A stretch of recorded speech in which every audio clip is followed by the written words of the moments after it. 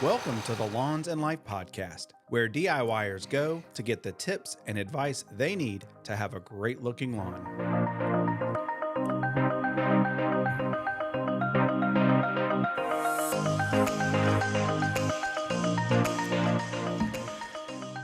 Well, hey there, lawn lovers.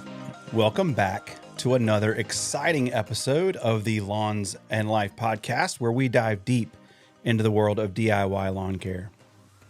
Whether you're just starting out or a seasoned veteran looking to polish your skills, we have got something for everyone. In each episode, I break down simple, easy to understand topics that will empower you to achieve your dream lawn. My name is Devin, and I am the DIY lawn coach. Thank you so much for coming back for another week. How's it going? Hope you guys are doing well. I'm doing really good myself. Had another great week. I got to spend some time in the lawn this week, and it was amazing. I threw down my application of my pre-emergent. You know, we experienced a couple, 2-3 days of 70 plus, 75, almost 80 degrees, which, oh my gosh, it's been so long since I felt that. It was amazing. The sun shining, beating in my car. It was awesome. Rolled down the windows, turned up the music, rode around. It was incredible. But I got to get out in the lawn, put down my pre-emergent. So I tell you guys a lot, pay attention to your soil temperatures right now. And I know I've got listeners all over the country, California, Florida. I've even got some in Australia that comment, which is really awesome. So really quick, if you are listening to this and you're watching it on YouTube, leave me a comment down below and say where you're from. Just say, hey, hello from Sydney, Australia, or hello from England, or hello from South Carolina, or hello from Ohio, wherever you're from. Just say, hey, introduce yourself. But yeah, we've got pre-emergent down. That was fantastic. And you don't realize how out of shape you are until it's been 4 or 5 months. Now, I do go to the gym a couple times a week and try to work out, but it's not the same. Putting that big old backpack sprayer on your back and walking the lawn and huffing and puffing, man, it was great. So I hope you guys get to experience that really, really soon. The old groundhogs, did he see a shadow or did he not? I think he saw a shadow. So that means we got 6 more weeks of winter. I'm not buying it. I'm not down for that. I'm ready. Bring on spring. You guys know that. I'm excited. I'm ready to go.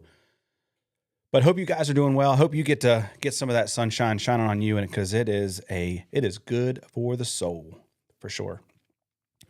So I have a really good podcast planned for us. You know, last week, if you missed it, we talked about turfgrass management with disease.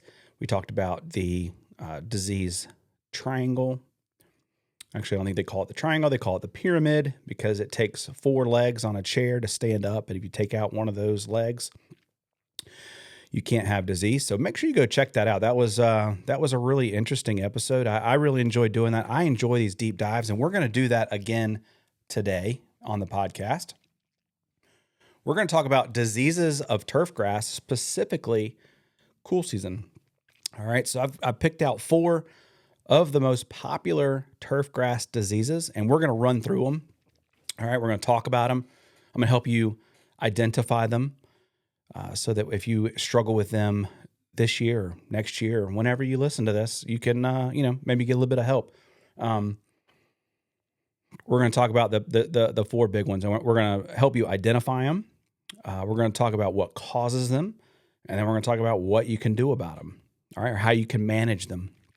Because that's really what it's all about. You know, we had a conversation with Alan when he was on the show, and we talked about integrated pest management. We'll get into that a little bit more too, but your cultural practices, man, that's where it's at. Mowing, watering, fertilizing correctly. And you'll see that when we start talking about some of these diseases. So let's get into the podcast. Let's do the mindful moment this week, and then we'll jump right in and get going on these diseases. It can be hard to slow down and notice things in a busy world. Mindful moments is where we pause for a moment to reflect on the here and now. After all, life is happening now. We simply need to take time to notice. These small yet profound experiences remind us that life is not about the destination, but the journey we take to get there.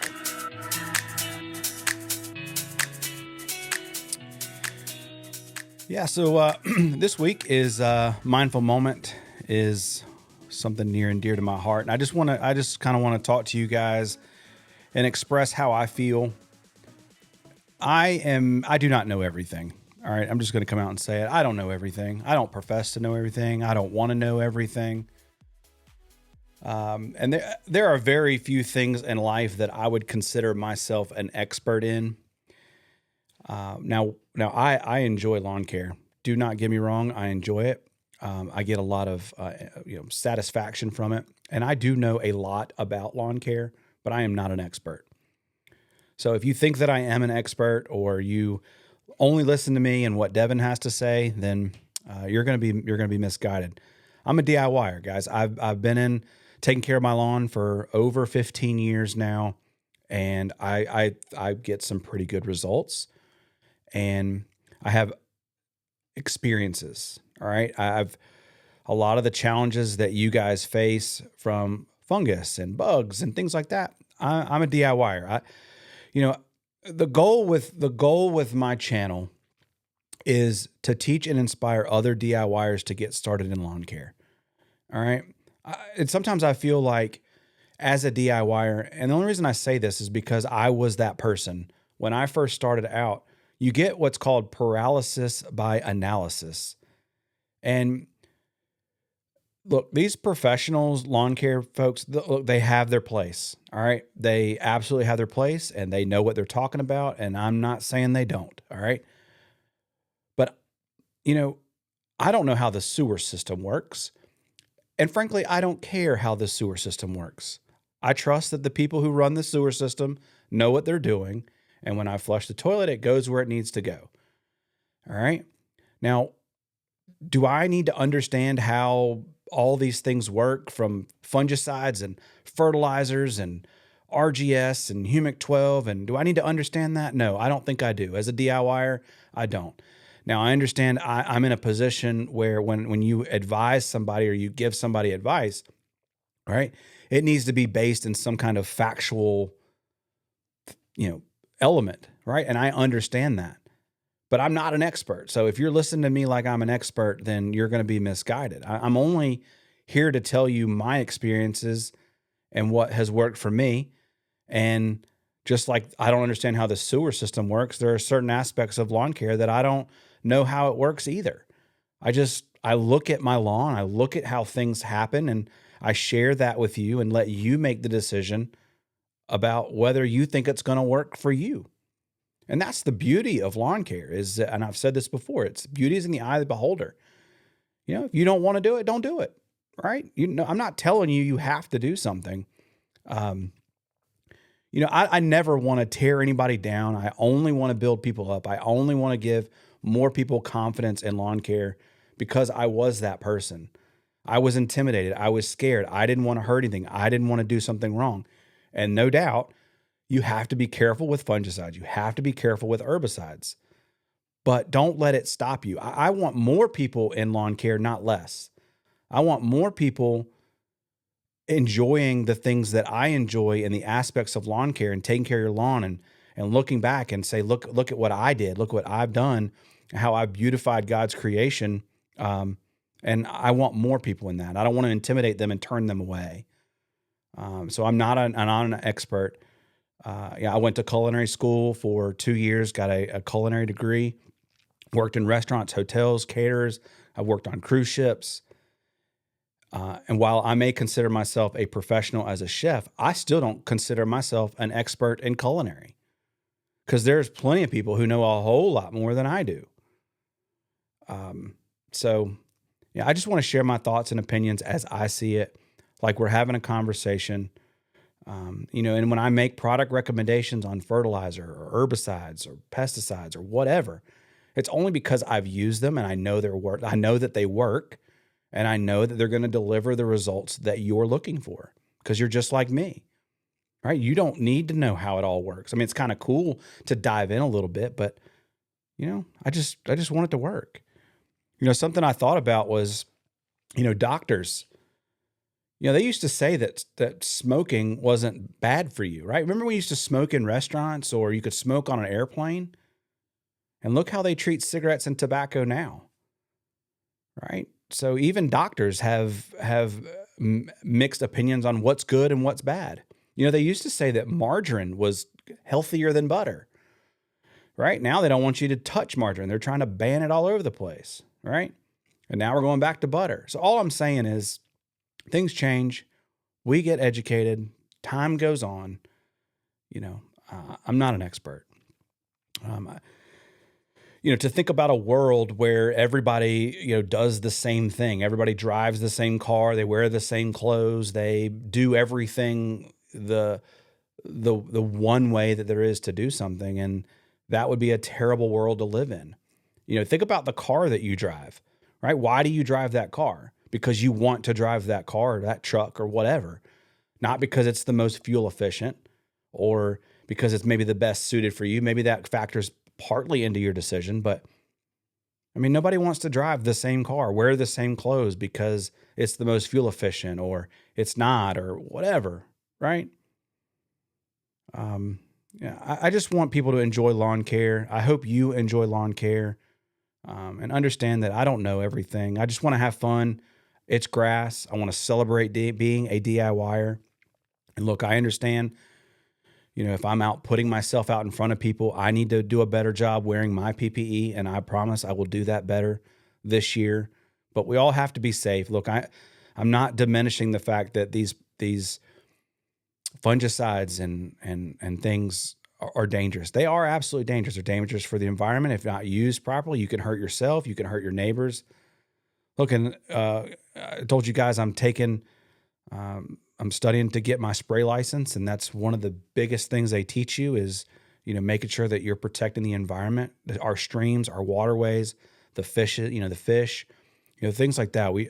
I'm not advocating for that, but yeah, at the end of the day, this is not heart surgery. This is lawns, and I understand that.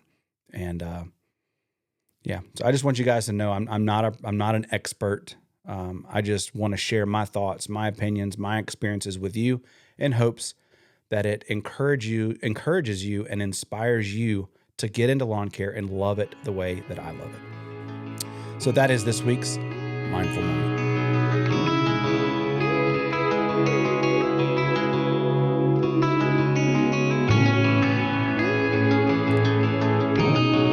All right, let's get into the meat, as I like to say, of the podcast. And today we're going to talk about 4 diseases or common diseases and cool season lawns. A couple of them can be found in warm season lawns as well. So if you guys remember, we did a podcast last week. We went a little bit deeper. We talked about, the disease pyramid. So again, if you've missed that, make sure you go back and watch that because it's really important to understand those aspects of disease management. But, one of the biggest challenges that we face as a DIYer is trying to properly identify the disease. And inevitably, if you want a really nice lawn, you're going to have to, have a plan for fungus. And, you guys know I use azoxystrobin and propiconazole as my bulletproof strategy. I mix the two together, and then I add the O2IS, which is a natural adjuvant, which is made up of yucca and chitosan, and those two added to, and when you drop the pH of the fungicide, it activates it inside the plant. Again, I don't know how it works. I just know that it works, right? I know that when I add that O2IS to my fungicide at the low rate, I'm still getting 30 days control, and it works. I don't know why. I don't know how. I just know that it does. So that's what I do. It saves me money. It saves me time. It's hot. It's humid. The last thing I want to do out there is keep spraying and spraying and spraying, and it works. So I'll leave it at that. But turfgrass diseases. One of the hardest parts of DIY lawn care is properly identifying the fungus or the pest. And I want to just right off the jump say that that is the single most important thing that we can do to be responsible and apply the right things, because misidentifying could potentially harm your turf. It could cost you a lot of money because you're going to have to then find out what it is, then fix the problem, and then repair the problem. So the other thing I'll say about turf graft diseases is move quickly and don't wait. Keep an eye on your lawn, and when you start to see signs and symptoms of things, move quickly, because a lot of these will absolutely destroy your lawn really, really quickly, sometimes even seemingly overnight. I've seen it. It's happened to me. I know it. So let's get into it. So you guys know, I mentioned, and I need to make a correction. So last week when we were together, I told you guys that I was reading this book. It's called the Ornamental Turfgrass Pest Management book. And I said from the University of North Carolina, and that is wrong. This is the North Carolina State University. So I don't need to be given any credit to UNC where they don't deserve it. So this is NC State's book, and ton of really great information. And so when I'm reading from this book, these are not Devin's thoughts. Again, I am not an expert. I'm going to rely on the information inside this book that comes from the experts, the ones who know this. So these are not my words. These are their words. And I'm just going to give it to you because I want you to better understand the challenges of the different diseases as we get into the year, because I think it's important. And I know that you're going to want it, you're going to need it, and it's good information. You know, knowledge is power. So let's just jump right in. So let's talk about the very first disease, or probably the most popular one that we run into in a cool season lawn, and that is brown patch. Rhizoctonia saloni. Brown patch is the most popular disease in tall fescue in the Southeast. So if you guys live in the Southeast, you know what I'm talking about. But it also is in other cool season grasses. Brown patch is also a persistent problem in maintenance of creeping bent grass for golf course putting greens. The disease does not develop in warm season grasses. So you may have something similar to it, but if you have a warm season grass, they're saying that you're not going to find it. Serious infections result in death or thinning of turf areas, allowing opportunity for weed invasion. And guys, that's really the lawn is an opportunistic thing. Anytime we leave space that's not turf, something's going to replace it. It's the way God made the earth. If you quit worrying about your grass, it's going to be taken over with weeds, or you leave a bare spot, it's going to be taken over with something. Mother Nature's going to find something to fill that hole. All right. So I told you that's what brown patch is. So we're going to talk about some of the symptoms and kind of what they look like in the turf itself. And we'll do this with each one of them. So brown patch has irregular rings or patches of brown or tan foliage, and they become visible and are especially evident on close-cut grasses early in the morning. A grayish smoke ring around the margins of the patches may also be evident on close-cut turf grasses early in the morning when the leaves are wet and the disease is developing actively. So I'm going to throw up a picture of brown patch, and I'm going to do this for all of them so you guys can kind of see what we're talking about. The mycelia are occasionally seen in very humid or wet weather. When conditions are favorable, large areas may become blighted very rapidly. So when your turf is under the most amount of stress, and remember last week we talked about what that is. So if you missed it, make sure you go back and listen. All right. So those are the stand symptoms. What are the plant symptoms? Irregularly shaped gray or tan lesions with dark brown borders are present on infected leaves. If conditions are only marginally favorable for disease development, only the lesions may develop. However, if conditions remain favorable for a disease development, the entire leaf may be consumed. Right? All right, so that's what brown patch looks like. So how do we manage it? And you're gonna see as we go through all of these, they're all very similar. And again, we talked about these last week, but they're all very similar. So if you're not doing these things, you're potentially making the disease problem even worse. Good surface and subsurface drainage will help prevent brown patch.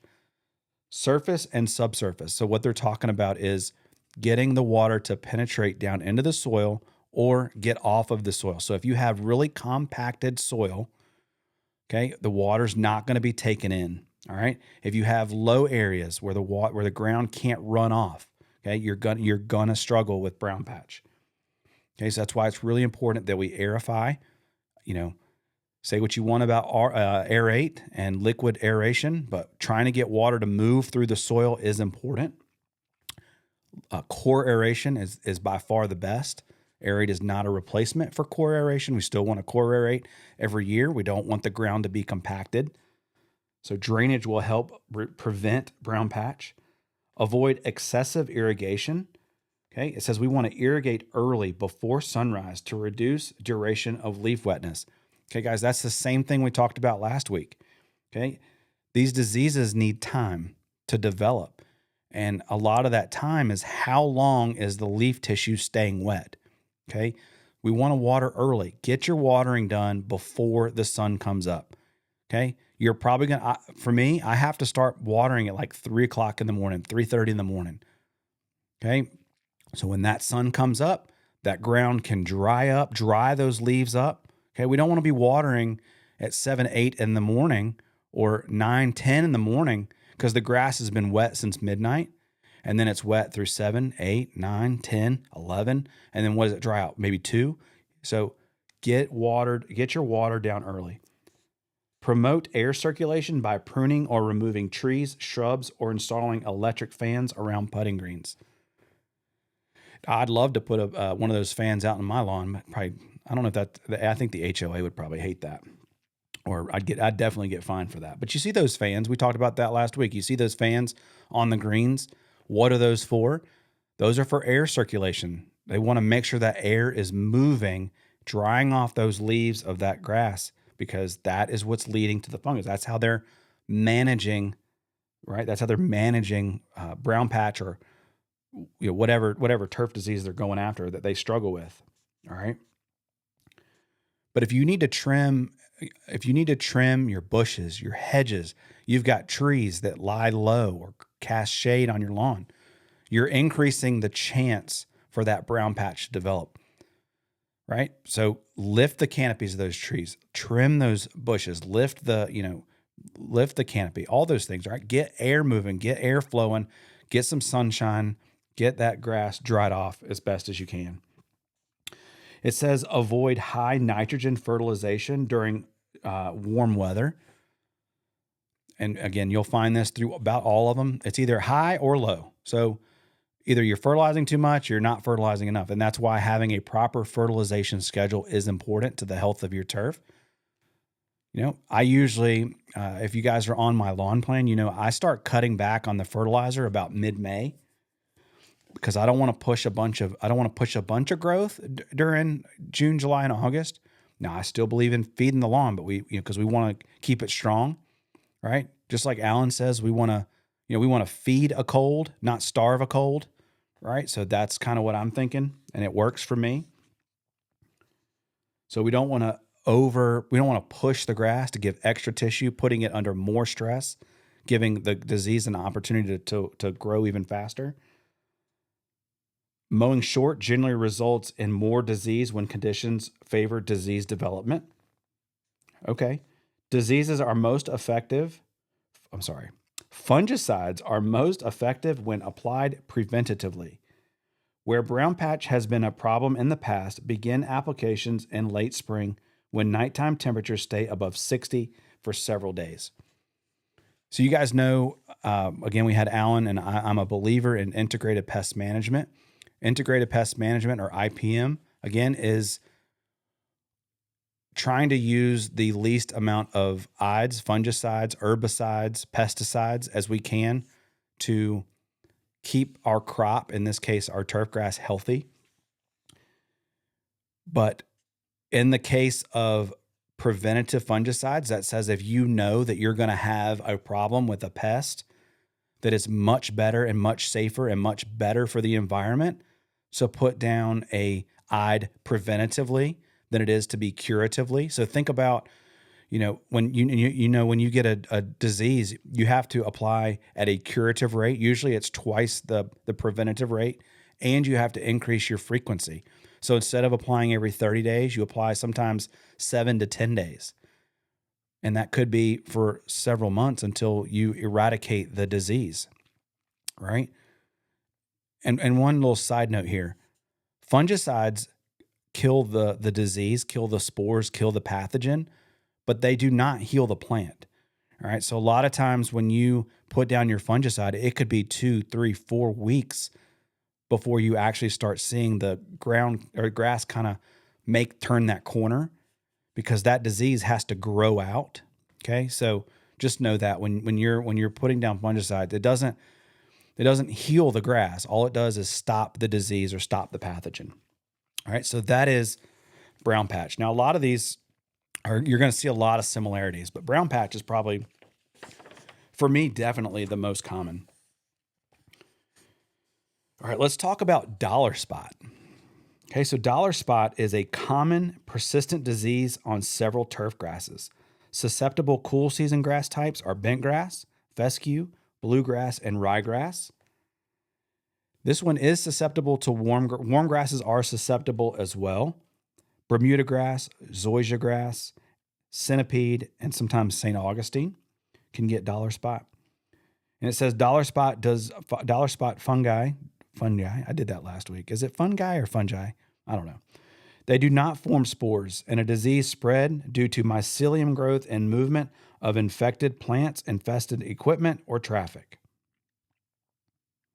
So you guys know the difference between mycelium and spider webs? They look very, very similar. Matter of fact, early in my lawn care journey, man, I had a huge freak out because I saw these. Turns out they were spider webs. You guys know that now, but I didn't know that then, that they were spider webs.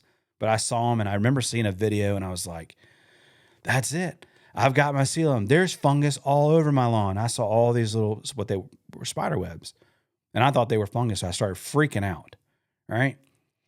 And I took pictures of it, and I sent an email frantically to the turf pathologist at NC State saying, dude, I've got this. They're everywhere. And he responded, and he said that they were spider webs and not mycelium. So it's really important to identify and make sure you're talking about mycelium and not spider webs. Mycelium is more cottony than spider webs. Spider webs, when you touch them, they'll evaporate or they'll disintegrate. Mycelium's more sticky and more cottony, and it can be tricky to tell. But if you get down on your hands and knees, look at it, you'll see. And usually you'll see some lesions or something else kind of around it. Usually spider webs, you'll just see the grass with the spider web on top. But the mycelium, usually there's going to be some kind of turf damage accompanying that. That's a good way to tell a difference. Dollar spot is formed with warm, humid weather and is more severe on nitrogen-deficient soils or nitrogen-deficient turf. And dollar spot is worse in humid conditions and in soils that are typically dry. There we go. So if you're under fertilizing, you have a potential for dollar spot. Or if it's really dry, you have a potential for dollar spot. Again, when we talk about properly identifying these funguses and these pathogens and these turf pests, you have to become a detective, and there are certain things that can be ruled out usually. And so just understanding, like, if you think you have dollar spot, but you remember me saying, hey, that NC State said that, it's usually for nitrogen deficient soil. So if you haven't maybe applied nitrogen in a very long time, then that could be just one clue. It's just one aspect. Cycle of warm days, cool nights encourage dollar spot because heavy dew forms on the grass. Excessive thatch accumulates on low mowing heights and also encourages dollar spot development. All right, so that's what dollar spot is. What are some symptoms? What does it look like? On closely mowed turf, small bleached white spots from 1 to 2 inches in diameter develop. This disease symptom is easily confused with early stages of Pythium blight. We're going to talk about Pythium blight, so make sure you stay tuned. On higher cut turf, the spots may expand into patches exceeding 5 inches in diameter. That's why it's called dollar spot. They're about the size of a silver dollar, right? Like they're just little spots. And again, I'll throw up a picture for you guys to see it.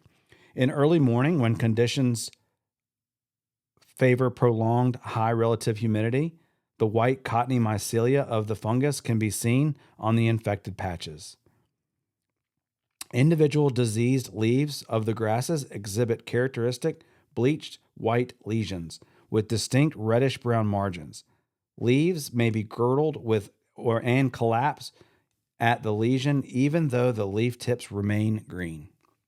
Okay. Management of dollar spot is very similar. Okay.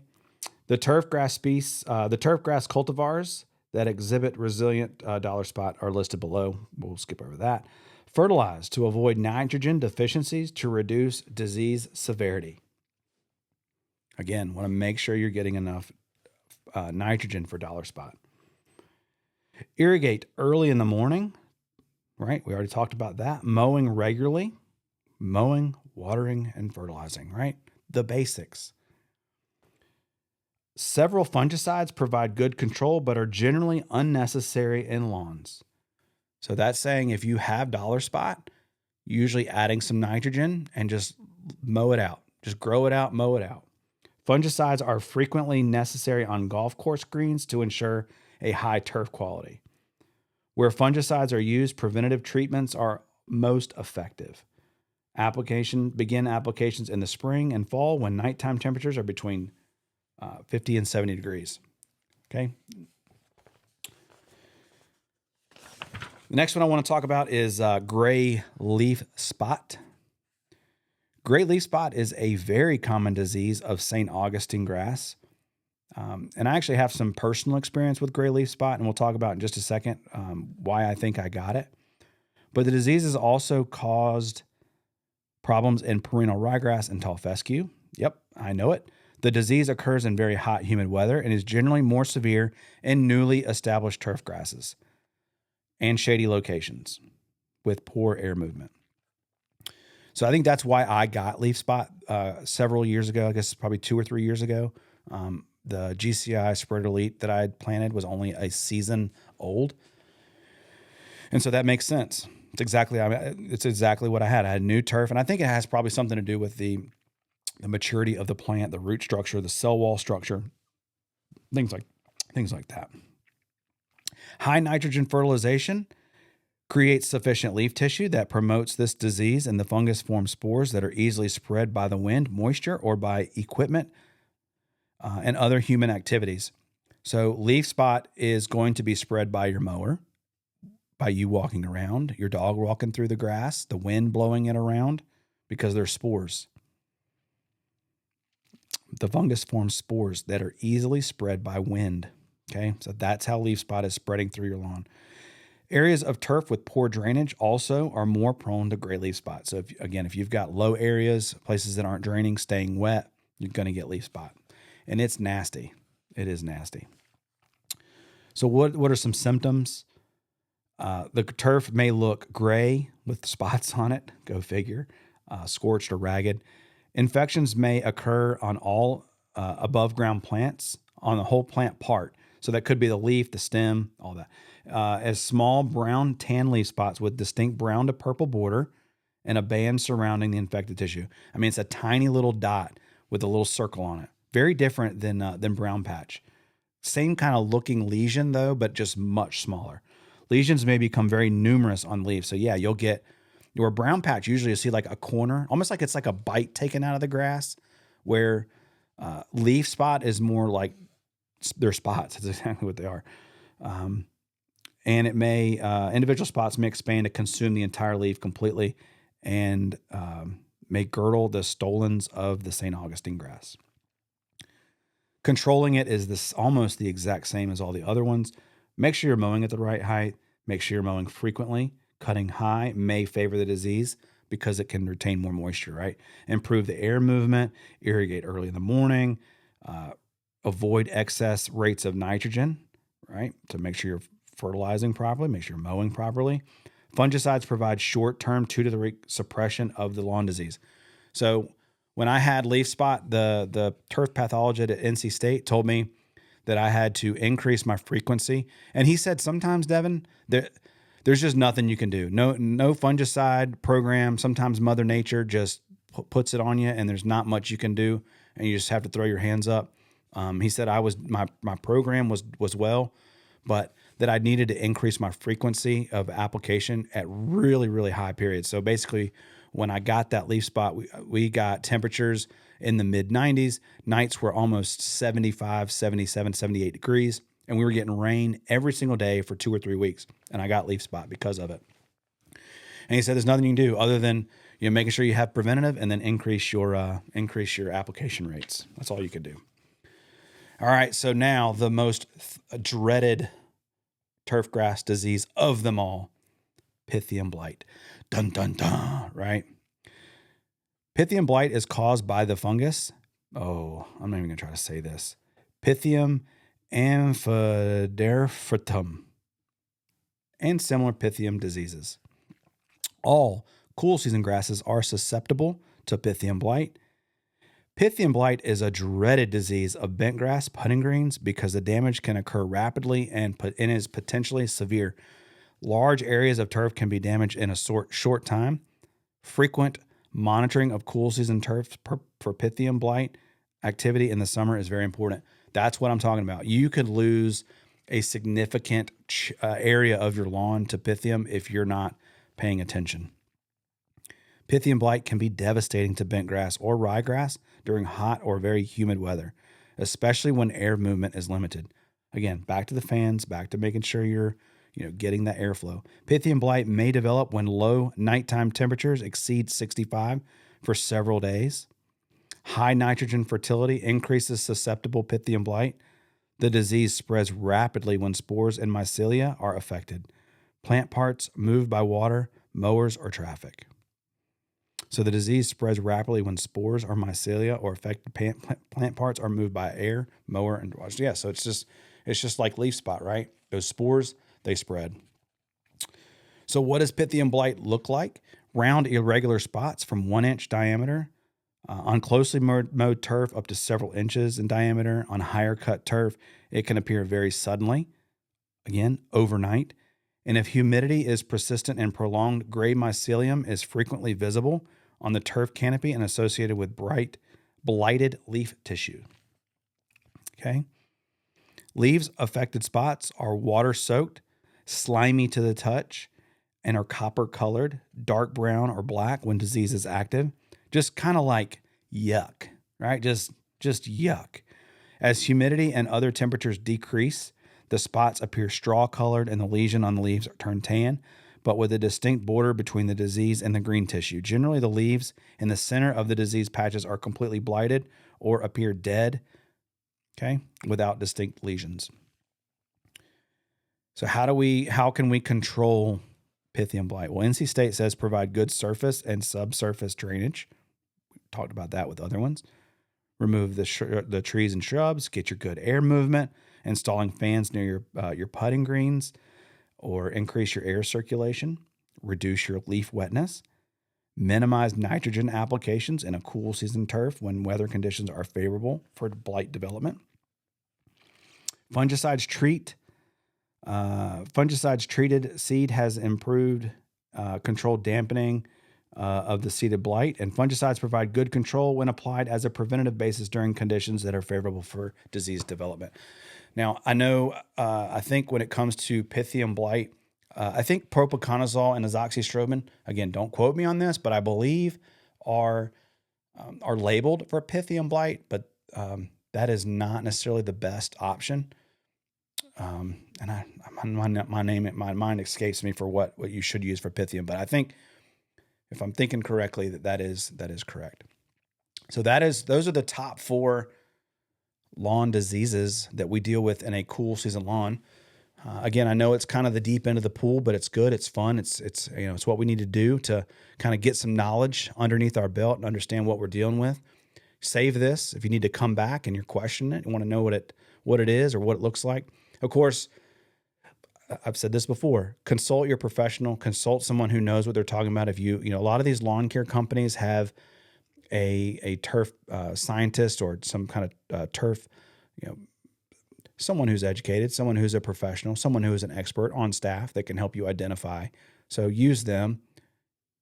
Email your local turf extension office and get them to help you, because that's what they're there for. And then you heard it right from them. Water, fertilize, right? Mow. Make sure you're doing all those things right. Preventative applications, much better than curative.